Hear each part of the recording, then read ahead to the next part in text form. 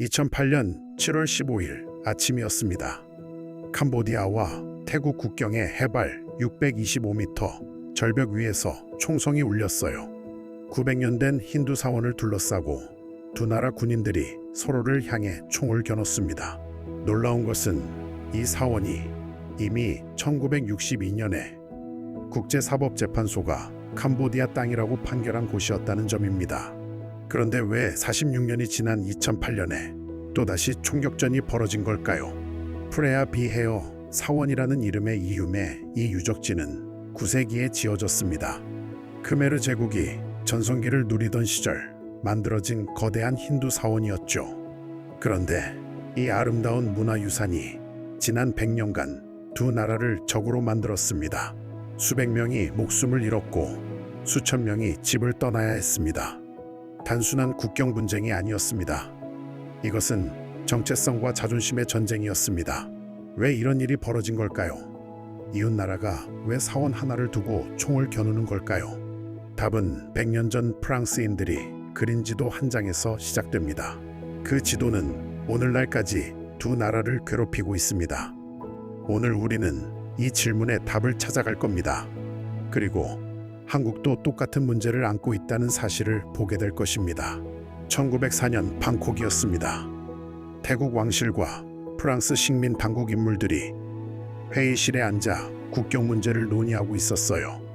당시 태국은 시암이었고 캄보디아는 프랑스령, 인도차이나의 일부였습니다.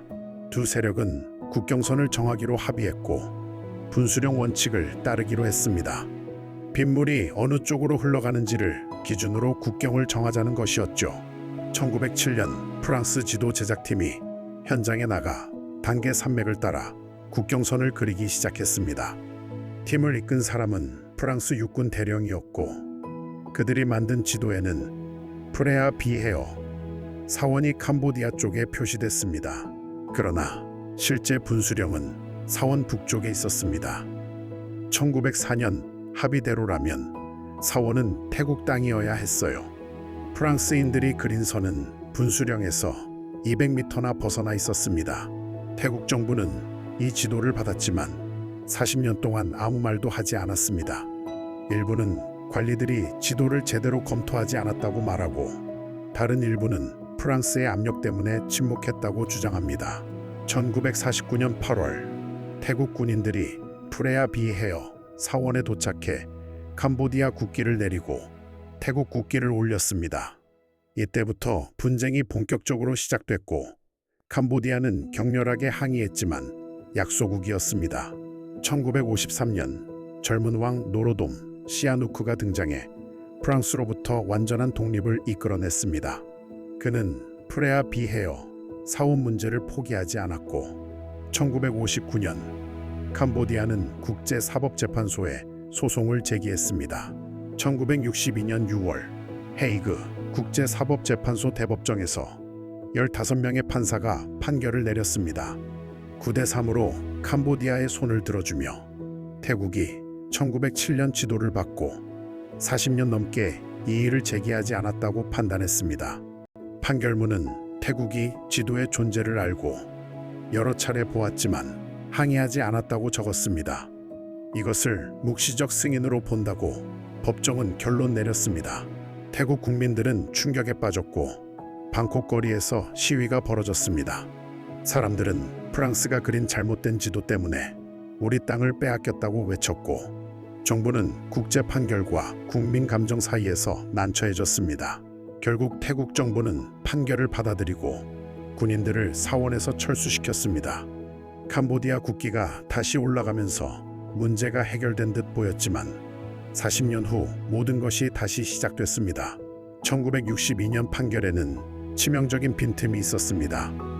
판결은 사원 건물 자체만 캄보디아 땅이라고 명시했고 주변 땅과 계단과 입구에 대해서는 명확하게 언급하지 않았습니다. 2000년대 초 캄보디아 정부는 프레아 비헤어 사원을 유네스코 세계문화유산으로 등재하려고 움직였습니다. 2008년 7월 유네스코는 사원을 세계문화유산으로 지정했습니다. 태국 국민들은 분노했습니다. 캄보디아가 유네스코에 제출한 지도에 논란의 여지가 있는 주변 지역까지 포함돼 있었고, 당시 태국 총리가 이를 지지해 배신당했다고 느꼈습니다. 2008년 7월 15일 새벽, 태국 군인 3명이 국경을 넘어 사원 근처로 들어갔고 캄보디아 군인들이 그들을 체포했습니다. 양국 군대가 대치하며 수백 명의 군인이 서로를 향해 총을 겨누는 긴장 상황이 이어졌습니다. 그날은 다행히 총격전으로 번지지는 않았지만 군대는 철수하지 않았습니다. 지역 주민들은 공포에 떨며 수천 명이 집을 버리고 대피했고 학교와 시장은 문을 닫았습니다. 2009년 4월 3일 오후에는 실제 총격전이 벌어졌습니다. 양측이 서로를 향해 발포했고 태국 군인 2명과 캄보디아 군인 1명이 사망했으며 로켓포까지 등장해 총성이 6시간 동안 이어졌습니다. 왜 1962년 판결로 끝난 줄 알았던 분쟁이 다시 총격전으로 번졌을까요? 답은 국내 정치였습니다. 양국 정부 모두 국민 지지를 얻기 위해 강경한 태도를 보여야 했습니다. 태국에서는 2006년 쿠데타 이후 정치가 혼란스러웠습니다. 탁신 친나 왓전 총리 지지자와 반대자가 충돌하는 가운데 군부와 민간 정부가 번갈아 정권을 잡는 상황에서 프레아 비헤어 문제는 애국심을 자극하는 유용한 카드였습니다. 캄보디아에서도 훈센 총리가 장기 집권하며 권위주의적 통치로 비판받고 있었습니다. 그는 프레아 비헤어 사원 문제에서 태국에 강경하게 대응함으로써 국민의 지지를 얻을 수 있었습니다. 2011년 2월에는 4일 동안 대규모 교전이 벌어졌습니다. 양측이 탱크와 대포까지 동원해 민간인 피해가 컸고 태국 측에서 5명, 캄보디아 측에서 10명이 사망하며 수만 명이 집을 떠나야 했습니다. 포탄과 비명과 군용 헬리콥터 소음이 국경 지역을 뒤덮었고 900년 된 사원 일부가 파손됐습니다. 세계문화유산이 전쟁터가 되자 국제사회는 즉각 중단을 촉구했지만 양국은 쉽게 물러서지 않았습니다. 캄보디아는 다시 국제사법재판소를 찾았습니다. 2011년 재판소는 양국 모두 군대를 철수하라고 긴급 조치를 내리고 유엔 감시단 파견을 발표했으며 태국은 취무엔 주권 침해라고 불만을 표했지만 결국 따를 수밖에 없었습니다. 2013년 국제사법재판소는 최종 판결로 1962년 판결을 재확인했습니다. 프레아 비헤어 사원뿐 아니라 주변 4.6제곱킬로미터 전체가 캄보디아 땅이라고 명시했고 태국은 이번에도 판결을 받아들였습니다. 그러나 문제가 완전히 해결된 것은 아니었습니다. 태국 국민 상당수는 여전히 불만을 품고 있고 민족주의 성향이 강한 사람들은 사원이 원래 태국 땅이라고 믿으며 정치인들은 선거 때마다 이 문제를 꺼내듭니다. 흥미로운 점은 양국 국민 대부분이 서로를 싫어하지 않는다는 것입니다. 같은 불교 국가로 문화와 음식과 언어에 비슷한 점이 많고 국경 도시에서는 주민들이 매일 만나 장사하며 친구처럼 지냅니다. 하지만 프레아 비헤어 사원 이야기만 나오면 분위기가 달라집니다. 경제적 가치는 크지 않은 사원이지만 정체성과 자존심의 문제로 인해 사람들은 갑자기 적대적으로 변합니다. 캄보디아에게 프레아 비헤어 사원은 크메르 제국의 영광을 상징합니다. 9세기부터 15세기까지 동남아시아를 지배했던 위대한 문명의 증거로 여겨집니다. 태국에게는 사원이 크메르 양식이지만 역사적으로 태국 영향권이었다는 주장과 함께 국가 자존심의 상징입니다. 강대국이었던 태국이 작은 나라 캄보디아에게 땅을 빼앗겼다는 생각을 견디기 어려워합니다. 이제 한국을 봐야 합니다. 우리도 비슷한 문제를 안고 있는데 독도가 대표적입니다. 1952년 이승만 대통령이 평화선을 선포하며 독도를 명확히 한국 영토로 선언했고 현재 한국이 실효적으로 지배하고 있습니다. 일본은 이 섬을 다케시마라고 부르며 자기네 땅이라고 주장하고 국제사법재판소로 가자고 제안합니다. 한국 정부는 재판할 필요가 없는 명백한 한국 땅이라는 입장으로 이를 거부하고 이 문제는 한일 관계의 걸림돌이 되고 있습니다. 독도와 프레아 비헤어 사원의 공통점은 경제적 가치보다 상징적 의미가 훨씬 크다는 점입니다. 독도는 일본이 1905년 러일 전쟁 중 몰래 편입한 섬으로 한국에게는 식민지 역사의 상징이자 주권을 지키는 상징입니다. 일본에게 독도는 샌프란시스코 조약 해석과 국제법 논리의 문제라고 주장됩니다. 동시에 독도를 포기하면 쿠릴 열도와 센카쿠 열도 문제에서도 약해질 수 있다는 우려도 깔려 있습니다. 센카쿠 열도에서는 일본이 시료 지배를 하고 있지만 중국은 갸오이 다오라 부르며 자기네 땅이라고 주장합니다. 2012년 일본 정부가 섬을 국유화하자 중국 전역에서 반일 시위가 벌어지고 일본 자동차와 상점이 공격당했습니다. 이런 영토 분쟁들은 모두 역사적 상처와 연결돼 있습니다. 프레아 비헤어는 프랑스 식민주의의 유산이고 독도는 일제 강점기의 상처이며 센카쿠와 다른 분쟁들은 중일 전쟁과 제2차 세계대전의 그림자가 드리워져 있습니다. 또 다른 공통점은 정치인들이 이 문제를 이용한다는 것입니다. 지지율이 떨어지면 영토 문제를 꺼내 국민의 애국심을 자극하고 태국과 캄보디아뿐 아니라 한국과 일본과 중국 정치인들도 비슷하게 행동합니다.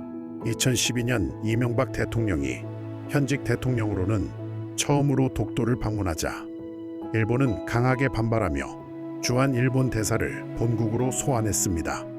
왜 그 시점에 방문했는지 정치적 고려가 있었다는 분석이 많았습니다.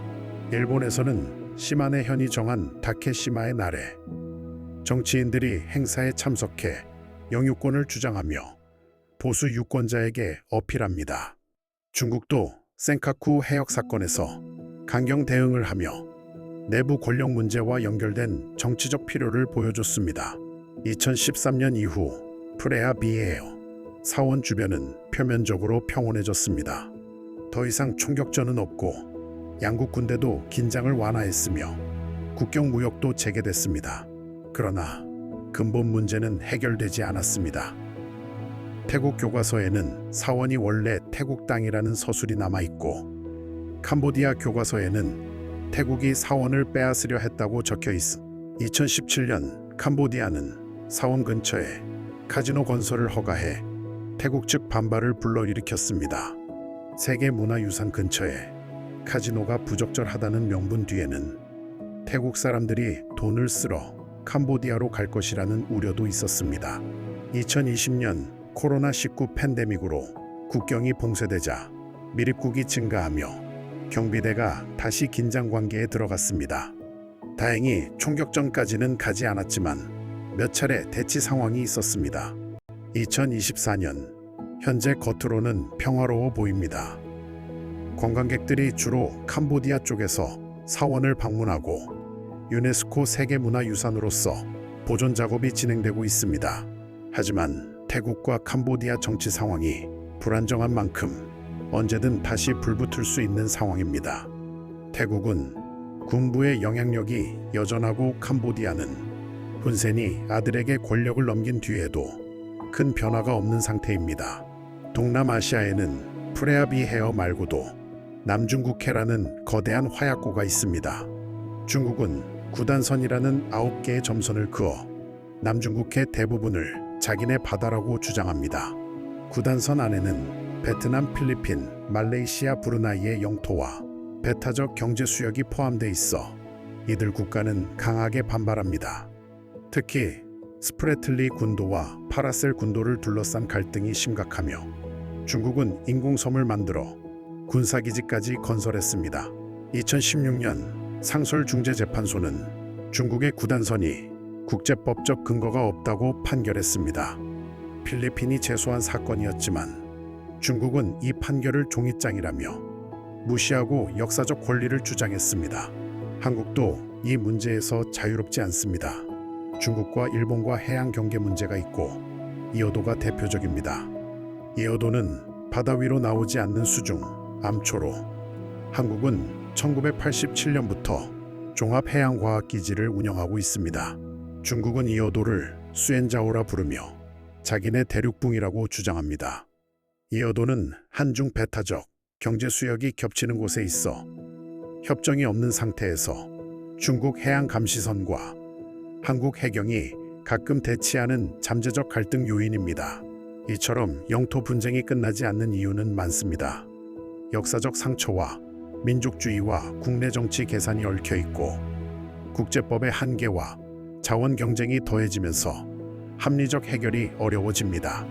해결책으로는 영유권은 잠시 제쳐두고 자원을 함께 개발하는 공동개발과 균형 잡힌 역사 교육이 있습니다. 하지만 정치적 이유로 실제로는 잘 작동하지 못하고 있습니다. 경제 협력과 시민 교류도 중요합니다. 한중일과 동남아 각국이 서로 의존하고 관광과 유학과 문화 교류가 활발해질수록 갈등 비용이 커져 전쟁을 선택하기 어려워집니다. 아세안 같은 국제기구도 분쟁을 대화로 관리하는 틀을 제공합니다. 완벽하지는 않지만 이런 다자 대화 틀은 전쟁보다 훨씬 나은 선택입니다. 프레아 비헤어 사원은 지금도 절벽 위에 서 있습니다. 해질녘 사원에 서면 캄보디아 평원이 한눈에 보이는 숨이 멎을 만큼 아름다운 풍경이 펼쳐집니다. 이 아름다운 곳이 왜 분쟁의 현장이 돼야 할까요? 사원은 누구의 소유도 아닌 인류 전체의 유산이며 그 아름다움은 국경을 초월해 모든 이에게 감동을 줍니다. 하지만 현실에서 국경선과 주권과 역사적 상처는 여전히 중요합니다. 정치인들은 계속 애국심을 자극할 것이고 프레아 비헤어 같은 분쟁은 앞으로도 이어질 가능성이 큽니다. 한국도 예외가 아닙니다. 독도와 이어도 문제는 일본과 중국이 포기하지 않는 한 계속될 것이고 동아시아 전체가 영토 갈등의 불씨를 안고 있습니다. 그렇다면 우리는 어떻게 해야 할까요? 감정적으로만 대응하지 말고 정치인들이 애국심을 자극할 때 진짜 국익을 위한 것인지 한 번 더 생각해 봐야 합니다. 우리는 역사를 제대로 알고 상대방 입장도 이해해야 합니다. 그렇다고 우리 권리를 포기하자는 것은 아니지만 상대가 왜 그렇게 주장하는지 알면 대화의 여지가 생깁니다. 전쟁은 답이 아닙니다. 우리 세대가 감정적으로 대응하면 다음 세대도 그 짐을 지게 됩니다. 반대로 우리가 지혜롭게 대응하면 다음 세대는 더 평화로운 동아시아에서 살 수 있습니다. 영토 문제로 싸우는 것보다 함께 번영하는 것이 모두에게 이익입니다. 한중일과 아세안 국가들이 협력하면 세계 경제에서 거대한 힘을 갖게 됩니다. 프레아 비헤어 사원은 중요한 교훈을 줍니다. 100년 전 프랑스인이 그린 지도 한 장이 오늘날까지 두 나라를 괴롭히며 과거의 실수가 현재의 갈등이 되고 미래의 위험이 위협이 될 수 있어 보여줍니다. 역사는 반복되지만 동시에 배움의 기회이기도 합니다.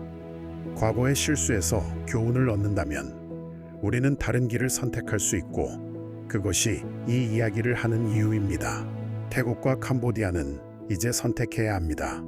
계속 과거에 얽매여 갈등할 것인지 아니면 미래를 위해 화해할 것인지 고민해야 합니다. 한국과 일본 그리고 한국과 중국도 마찬가지입니다. 선택은 우리 손에 있고 900년 된 사원은 조용히 절벽 위에 서서 우리의 선택을 기다리고 있습니다.